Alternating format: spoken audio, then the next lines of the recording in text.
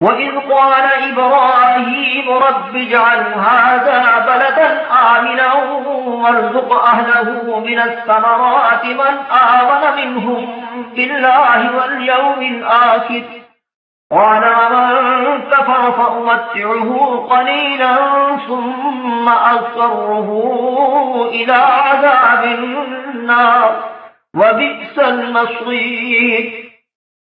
اور جب ابراہیم نے دعا کی کہ اے پروردگار اس جگہ کو امن کا شہر بنا اور اس کے رہنے والوں میں سے جو خدا پر اور روز آخرت پر ایمان لائیں ان کے کھانے کو میوے عطا فرما، تو خدا نے فرمایا کہ جو کافر ہوگا میں اس کو بھی کسی قدر متمتع کروں گا، مگر پھر اس کو عذاب دوزخ کے بھگتنے کے لیے لاچار کر دوں گا اور وہ بری جگہ ہے۔ وَارْزُقْ أَهْلَهُ مِنَ الثَّمَرَاتِ، ثمرات سے مراد ہر قسم کا اناج اور پھل ہے۔ سورہ قصص میں ہے یجبا الیہ ثمرات کل شیء، مکہ کی طرف ہر چیز کے پھل کھینچ لائے جاتے ہیں۔ ابراہیم علیہ السلام نے یہ دعا تعمیر کعبہ کے بعد فرمائی تھی جب حضرت اسحاق پیدا ہو چکے تھے جو حضرت اسماعیل سے 14 سال چھوٹے تھے۔ سورہ ابراہیم میں اسی دعا کے آخر میں ہے الحمدللہ الذی وہب لی علی الکبر اسماعیل و اسحاق، اللہ کا شکر کہ اس نے بڑھاپے میں اسماعیل و اسحاق عطا فرمایا۔ قال ومن کفر فأمتعه قلیلا، ابراہیم علیہ السلام نے جب اولاد کے لیے امامت مانگی تو جواب ملا کہ جو ظالم ہوں گے وہ اس کے حقدار نہیں ہوں گے، پھر رزق کی دعا میں ظالم کو شامل نہ کیا۔ اللہ تعالیٰ نے فرمایا کہ امامت اور رزق میں فرق ہے، امامت نیک کے لیے اور رزق ہر ایک کے لیے ہے۔ رزق کی دعا جائز ہے اگر غرض نیک ہو تو عبادت ہے۔ حضرت ابراہیم نے اپنی اولاد اسماعیل کے لیے پھلوں کا رزق مانگا تاکہ خانہ کعبہ کی خدمت کے لیے فراغت اور اطمینان حاصل ہو۔ وہ پہلے بھیڑ بکریاں چرانے اور شکار کرنے پر گزر بسر کرتے تھے۔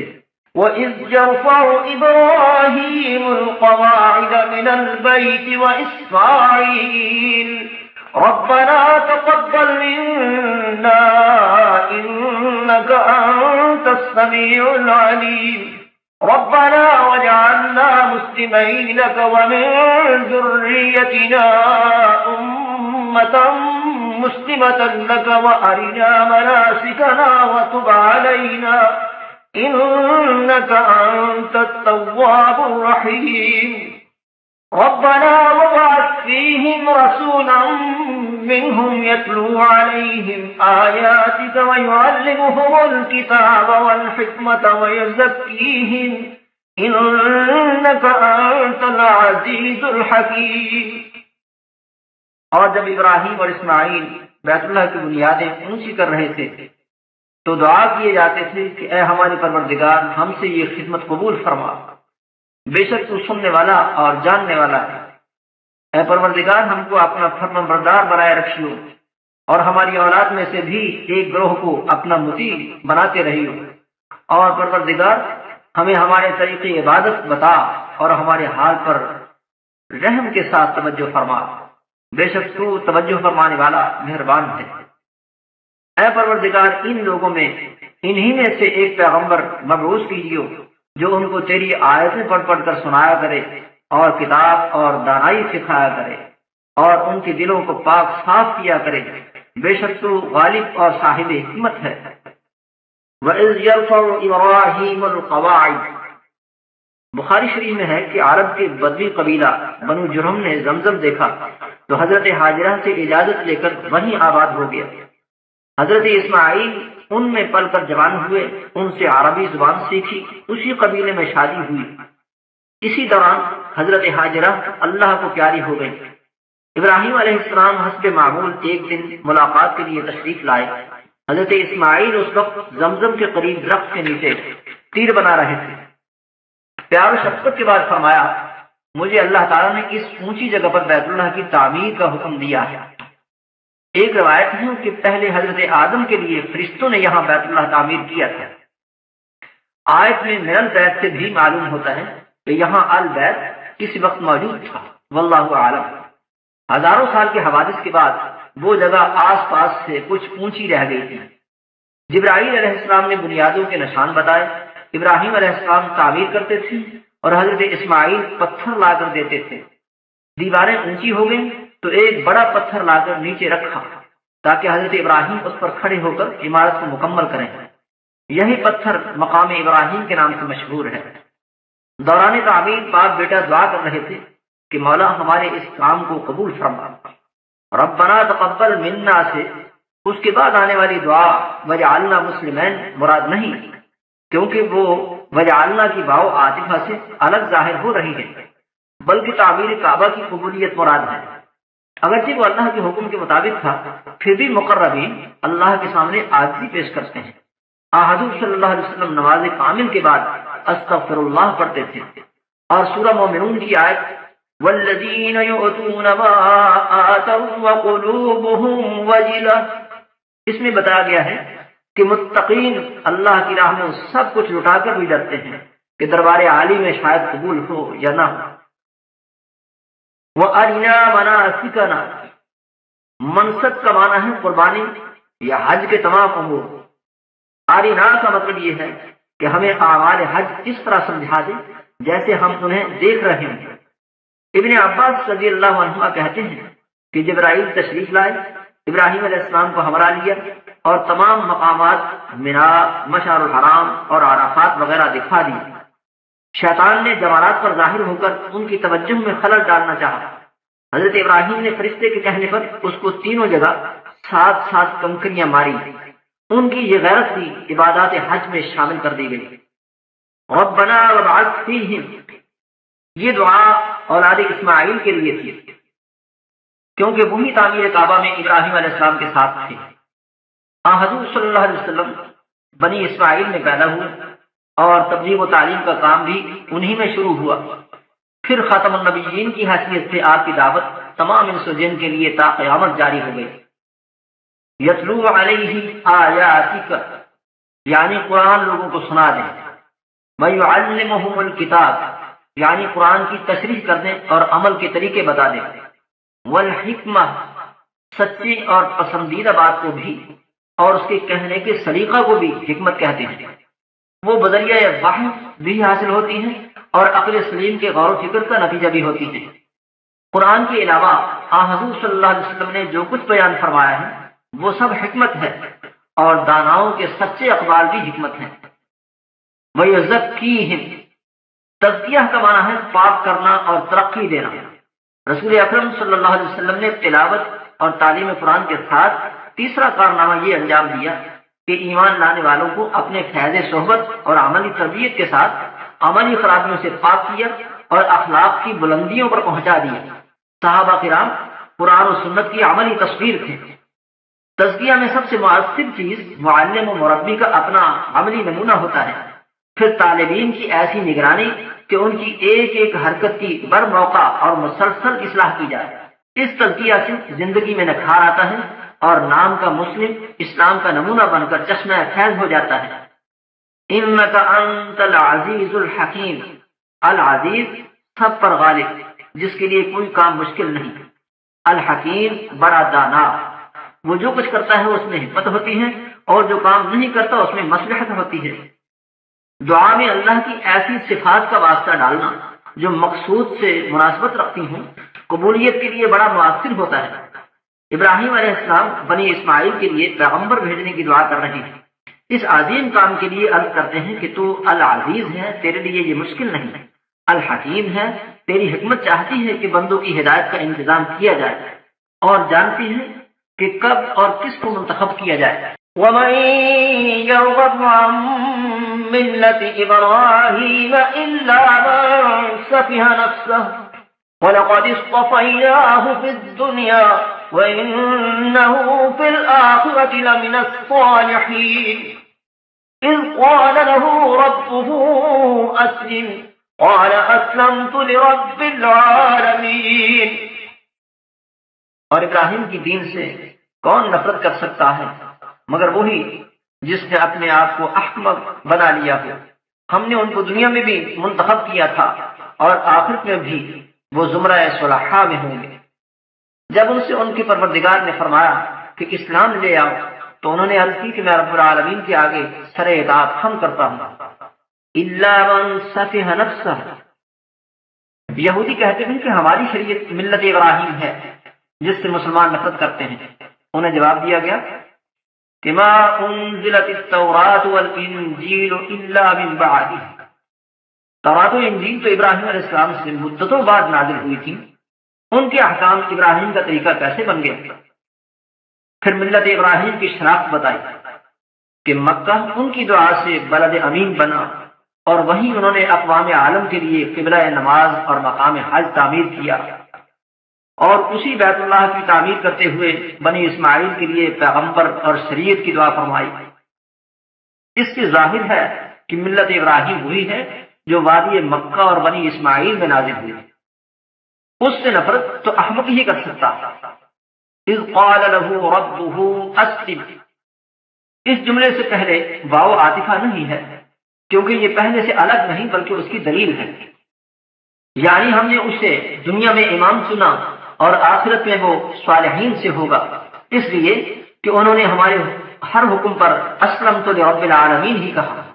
ابراہیم علیہ السلام تو بچپن سے ہی مسلم یعنی اللہ کے فرما بردار تھے۔ اسلم کا حکم اس خاص موقع کے لیے ہے جب انہیں کسی بڑی آزمائش کے لیے تیار ہو جانے کا حکم ملا، اور ممکن ہے کہ اس سے ذبح اسماعیل کی آزمائش مراد ہو۔ اس پر انہوں نے کمال وفاداری دکھائی، جس کو اللہ کریم نے پیارے لفظوں میں یاد فرمایا، فَلَمَّا أَسْلَمَا وَتَلَّهُ لِلْجَبِينِ، بس جب باپ بیٹے نے اسلام دکھایا یعنی فرما برداری پیش کی، اور باپ نے اپنے یکتے جگر کو پیشانی کی کروٹ پر لٹا دیا۔ وَوَصَّى بِهَا إِبْرَاهِيمُ بَنِيهِ وَيَعْقُوبُ يَا بَنِيَّ إِنَّ اللَّهَ اصْطَفَىٰ لَكُمُ الدِّينَ فَلَا تَمُوتُنَّ إِلَّا وَأَنتُم مُّسْلِمُونَ۔ اور ابراہیم نے اپنے بیٹوں کو اسی بات کی وصیت کی، اور یعقوب نے بھی اپنے فرزندوں سے یہی کہا کہ بیٹا خدا نے تمہارے لیے یہی دین پسند فرمایا ہے، تم مرنا تو مسلمان ہی مرنا۔ وَوَصَّىٰ بِهَا إِبْرَاهِيمُ بَنِيهِ وَيَعْقُوبُ، وصیت اس حکم کو کہتے ہیں جس میں خاص تاکید ہو، جیسے یوصیکم اللہ فی اولادکم، اللہ تمہاری اولاد کے متعلق تقسیم ورثہ کا خاص حکم دیتا ہے، اور کوئی شخص اپنی موت کے بعد کرنے کا ضروری کام بتائے، خواہ موت کے وقت یا پہلے، اسے بھی وصیت کہتے ہیں۔ وصّیٰ بہا میں ضمیر کا مرجع اسلمت لرب العالمین کا جملہ ہے، یعنی جس طرح وہ ہمیشہ وفاداری میں پورے اترے، اسی طرح انہوں نے اپنی اولاد کو تاکید دی۔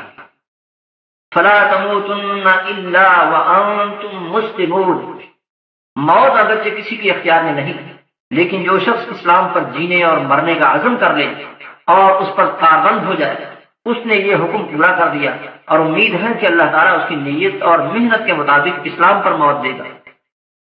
اور یہ معنی بھی ہو سکتا ہے کہ کسی گھڑی بھی اسلام سے غافل نہ ہونا، شاید اس گھڑی میں موت آ جائے۔ أَمْ كُنتُمْ شُهَدَاءَ إِذْ حَضَرَ يَعْقُوبَ الْمَوْتُ إِذْ قَالَ لِبَنِيهِ مَا تَعْبُدُونَ مِن بَعْدِي قَالُوا نَعْبُدُ إِلَٰهَكَ وَإِلَٰهَ آبَائِكَ إِبْرَاهِيمَ وَإِسْمَاعِيلَ وَإِسْحَاقَ إِلَٰهًا وَاحِدًا وَنَحْنُ لَهُ مُسْلِمُونَ تِلْكَ أُمَّةٌ قَدْ خَلَتْ لَهَا مَا كَسَبَتْ وَلَكُم مَّا كَسَبْتُمْ وَلَا تُسْأَلُونَ عَمَّا كَانُوا يَعْمَلُونَ۔ بنا جس وقت یعقوب وفات پانے لگے تو تم اس وقت موجود تھے جب انہوں نے اپنے بیٹوں سے پوچھا کہ میرے بعد تم کس کی عبادت کرو گے، تو انہوں نے کہا کہ آپ کے معبود اور آپ کے باپ دادا ابراہیم اور اسماعیل اور اسحاق کے معبود کی عبادت کریں گے، جو معبود یکتا ہے، اور ہم اسی کے حکم بردار ہیں۔ یہ جماعت گزر چکی، ان کو ان کے اعمال کا بدلہ ملے گا اور تم کو تمہارے اعمال کا، اور جو عمل وہ کرتے تھے ان کی پرسش تم سے نہیں ہوگی۔ ام کنتم شہداء اذ حضر یعقوب الموت، یہودیوں نے کچھ باتیں گھڑ کر یعقوب علیہ السلام کی طرف منسوب کر رکھی تھی کہ یہ ان کی وصیت ہے۔ اللہ تعالیٰ نے اس پر انہیں ڈانٹا کہ کیا تم حضرت یعقوب کی موت کے وقت موجود تھے؟ انہوں نے تو اپنے 12 بیٹوں سے جب پوچھا کہ تم میرے بعد کس کی بندگی کرو گے، تو انہوں نے جواب دیا ہم آپ کے معبود اور آپ کے باپ دادوں ابراہیم و اسماعیل اور اسحاق کے معبود کی عبادت کریں گے۔ آیت میں یہود کے لیے ایک سبق بھی ہے کہ اولاد یعقوب نے تو حضرت اسماعیل کو اپنے باپوں میں شمار کیا اور تم بنی اسماعیل سے حسد کی وجہ سے ایمان بھی نہیں لاتے۔ تلک امت قد خلت، یہود اور مشرکین کے انہی آباء و اجداد کے متعلق ارشاد ہوا ہے کہ وہ عالی مرتبہ ایک جماعت تھی جو عبادت و تبلیغ کی ذمہ داری پوری کر کے دنیا سے رخصت ہو گئی، تمہیں ان سے نسبی تعلق کا کچھ فائدہ نہیں ہوگا۔ وَلَا تُسْأَلُونَ عَمَّا كَانُوا يَعْمَلُونَ، تمہیں ان کے عملوں کے متعلق سوال نہیں ہوگا کہ ان کی نیکیاں پیش کر کے کامیاب ہو جاؤ۔ اس آیت میں ہر زمانے کے صاحبزادوں اور پیرزادوں کے لیے بڑا سبق ہے کہ بزرگوں سے محض نسبت کام نہیں آئے گی بلکہ عمل کام آئے گا۔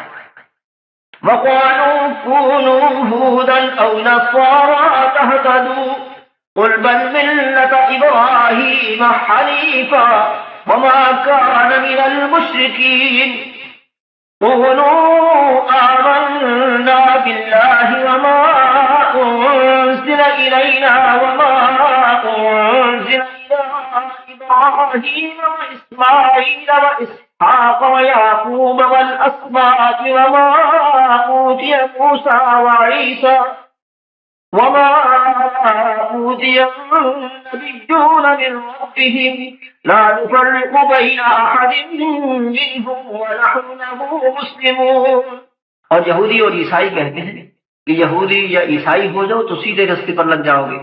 اے پیغمبر ان سے کہہ دو نہیں، بلکہ ہم دین ابراہیم اختیار کیے ہوئے ہیں جو ایک خدا کے ہو رہے تھے اور مشرکوں میں سے نہ تھے۔ مسلمانوں کہو کہ ہم خدا پر ایمان لائے اور جو کتاب ہم پر اتری اس پر، اور جو صحیفے ابراہیم اور اسماعیل اور اسحاق اور یعقوب اور ان کی اولاد پر نازل ہوئے ان پر، اور جو کتابیں موسیٰ اور عیسیٰ کو عطا ہوئی ان پر، اور جو اور پیغمبروں کو ان کی پروردگار کی طرف سے ملی ان پر، سب پر ایمان لائے۔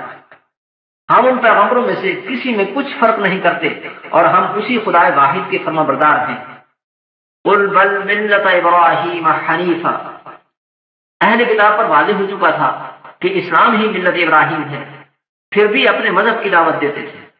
حکم ہوا کہ جواب میں یہ کہو کہ تمہارا نہیں بلکہ ہم ابراہیم کا طریقہ اختیار کریں گے جو حنیف تھے، یعنی ایک ہی طرف رہنے والے۔